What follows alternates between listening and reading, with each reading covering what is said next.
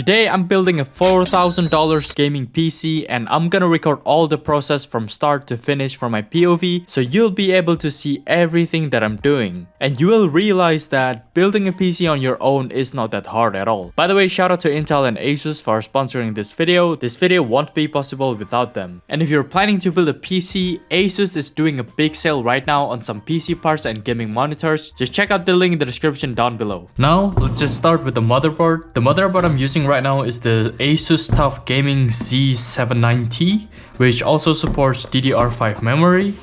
Let's just open it. Just take it all out. We're just gonna put everything except the motherboard aside. Alright, normally I just put my motherboard on top of the box and then start working on it. And let's start with the CPU. For the CPU, I'm gonna be using Intel Core i9 13th Gen, which is currently one of the best CPUs in the market right now. Just cut that and open it.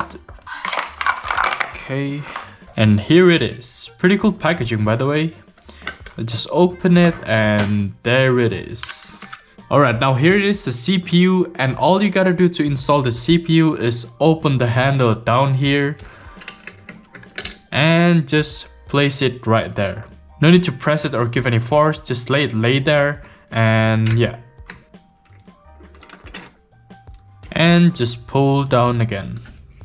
And that's it. That's how you install the CPU. That was pretty simple, and now let's move on to the RAM. For the RAM, I'm gonna be using Kingston Fury DDR5 5200 MHz. Alright, now we got two memories here, and if you only use two memories, make sure you use the second and fourth slot. Installing memory is pretty easy. All you gotta do is just to open the slot and make sure you align it before you press it down. And once it's perfectly aligned, you just have to press it down until you hear a click, and that's it.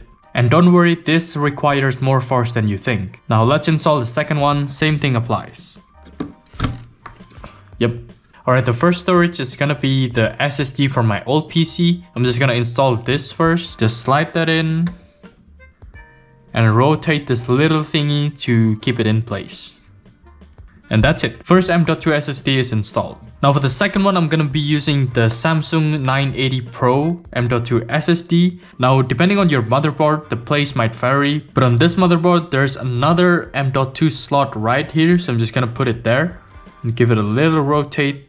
Same thing. And that's it.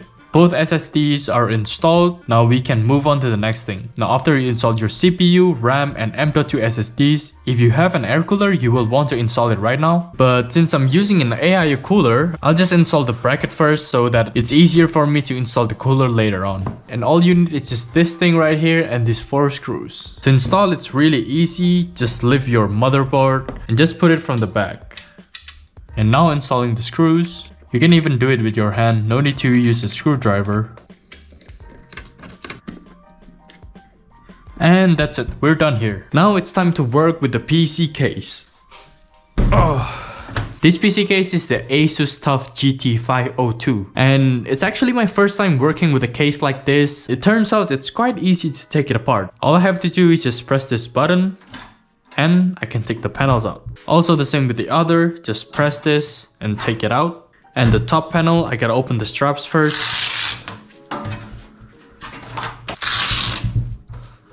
Just gonna lift it like this. And now just the front panel.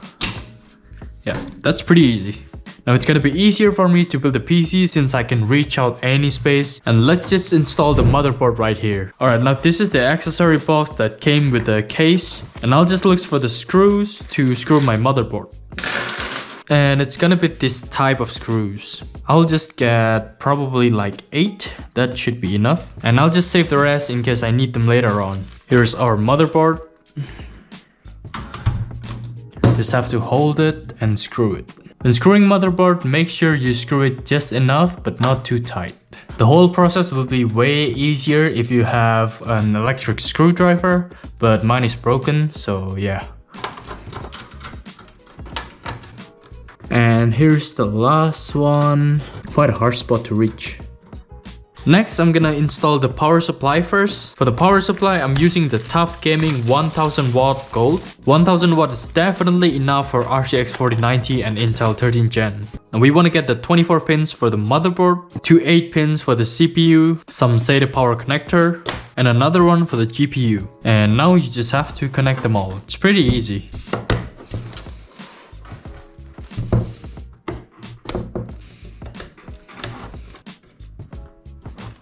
And now for the last one. Yep, lots of cables, I know. And now it's time to install the power supply. And this time we're gonna need 4 of these screws. Grab the case and we're gonna install it right here. Third one, and that's the last one. Yep. Now you might be confused, what the hell with all these cables? Well, now is the perfect time to connect these to the motherboards. Well, you don't have to do this right now actually, but trust me, if you do it later after you install your GPU, fans and other stuffs, you'll have less space, and because of that, it's gonna be harder for you to connect them to the motherboard. So better do it now. Alright, first one is a 24 pin power connector. We're just gonna put it here and rotate the case. And this one's gonna go right here. And pull out the access cable from the back. Now it's gonna be the CPU right here. Alright, got the CPU, put it right here. And see what I mean? Having more space like this, it just makes it way easier. First one right there. And the second one. Now for the other cables, you cannot plug them right now, but it's alright. At least you already plugged 2 of them, so later on you will have less work to do. And I'm just gonna strap these 2 cables together. And this is the power connector for the 4090. I'm just gonna connect them right now. This is the second one, third one, and the last one. Alright, now it's time for the PC fan. I'm gonna be using 7 of Lian Li Unifan. And you might not expect that I spent like $200+ just for these 7 fans. It's just so expensive just for RGB fans, but I cannot lie, they also look the best in my opinion. They are really easy to install, and let me just show you real quick. I can just attach them like this without any cables at all. And that's it. Now I'm gonna attach the others as well. I'm gonna put one on the side here and one on the bottom as intake fans. And the last one will be on the back right here. And to install them, I have to unscrew all these panels right here and one on the bottom. So let's just do that real quick. Alright, this one is for the bottom. I'll put that aside. Now let's work on the top one first.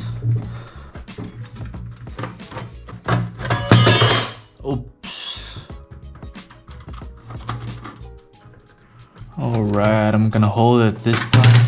Ah, shit. Never mind. Alright, last one. Last screw right here. Yeah, finally.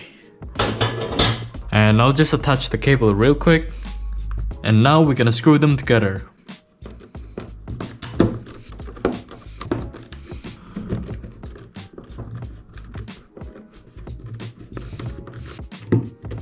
And the last one. Yep, we're done. And the second one. Alright, now let's install the one on the side. I'm just gonna attach the cable real quick.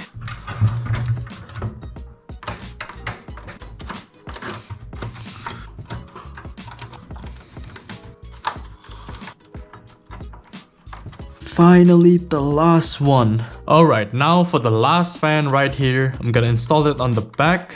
I'm just gonna put the cable behind first and place it right here.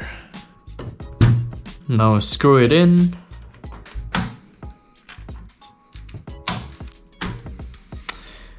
Alright, we are done. Now we just have to install 2 things left, the AIO cooler and the GPU.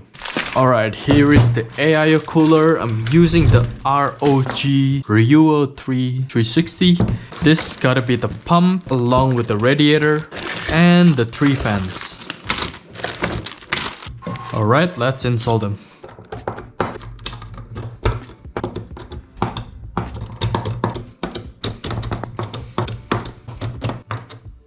First of all, I'm just gonna route the cables behind here, slowly putting it in. And while holding the radiator, I'm screwing it on top of the case.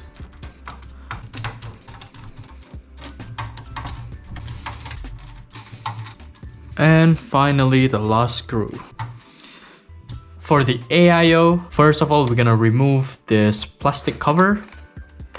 And as you can see, there's already thermal paste pre-applied, so I don't have to put any thermal paste on the CPU. And before you install, make sure you got the thumb screws ready, and let's just install it. And start screwing once it's in the right position. And no need to screw it so tight. Now the second one right here, it's a bit hard with the left hand. I forgot I have a screwdriver. And finally, the last one. Now you see this dangling cable, you just have to connect it right here. It says AIO pump and you want to connect it there. And I'm just gonna put the extra cables on the back. And this one right here, I'll have to connect it down here. But of course I'm not gonna do it like this. I'm gonna reroute the cable on the back again. And this is it. Connect that in. Yep, we're done. Now this is the view from the back, quite messy. First, we're gonna look for the RGB connection. There's one, that's two. And there's one left, but it doesn't matter. Now you want to connect this to the RGB header and the motherboard. And we just put it right here. Now it's time to connect the fan. This is the first one, second one. And this is our connector. We're gonna plug it on the motherboard. There's one connector for the fan up here, so I'm just gonna put it there.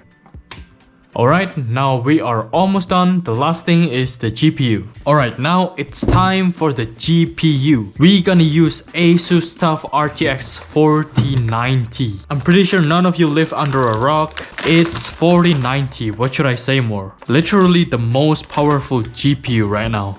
And look at that, oh my god. This thing is so big. Like, look at this. This is my forearm for comparison. We want to open this right here.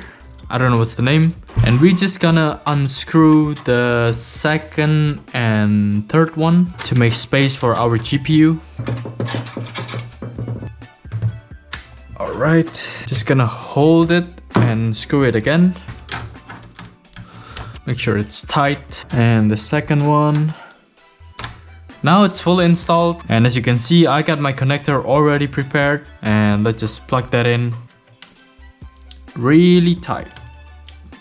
And there's also a GPU support. Maybe I'm just gonna use it right here. Alright, so everything's done. So now it's just the cable management. Cable management is really easy and not complicated. All you have to do is have some zip ties and just start organizing the cables. I think I did a pretty decent job right here, and it doesn't really look chaotic, so I'll just leave it like this. So we're pretty much done. Let's just put the case together again. Starting with this panel first. Just put it in. And now the glass panel. Now the top side, and finally the front glass.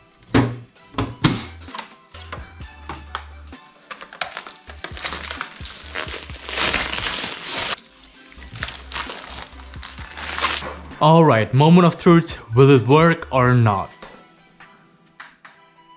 Oh, I forgot to turn on the power supply. That's a noob mistake, just put that in. Alright, the moment of truth, will it turn on? Let's see. Oh my god, crazy. Look at those RGB fans, man. That's crazy. Alright, let's move to the cinematics of the PC.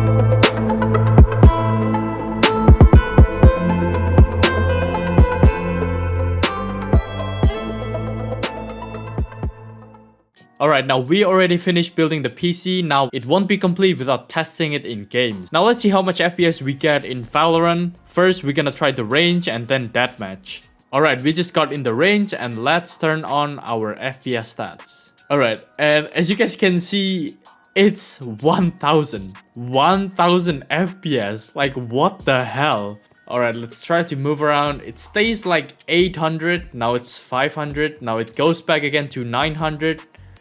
Oh my god, this is so crazy. Now I'm gonna turn the graphics to high and let's see how much we get. It's still stable, 500, 600, 400 sometimes. Might be the right time to upgrade to a 500Hz monitor soon. Alright, now I'm in deathmatch and you guys can see the FPS, it's still stable on... Oh my god, I almost died. Like 500, it's hovering around 400, 500-ish. Alright, I think that's enough. Let's also try it on other games. Alright, now we're in Fortnite, the game we all used to love. And you guys can see my FPS is like 900, almost 1000.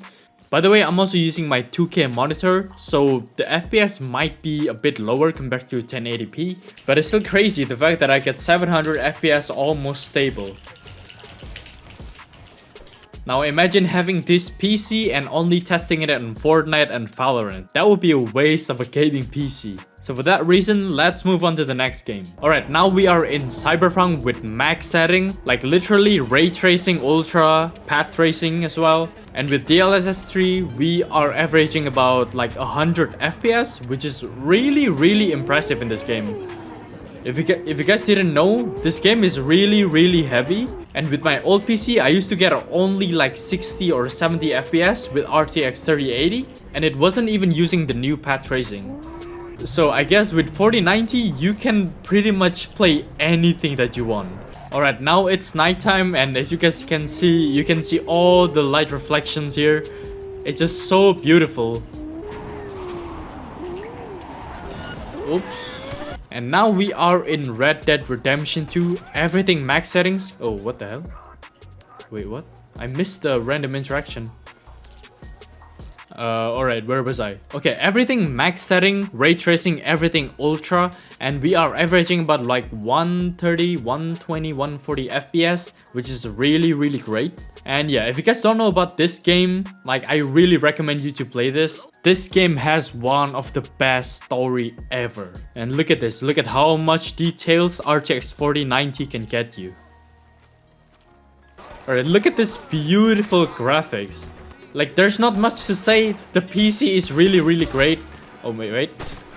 I'm doing my YouTube outro. Please don't disturb me.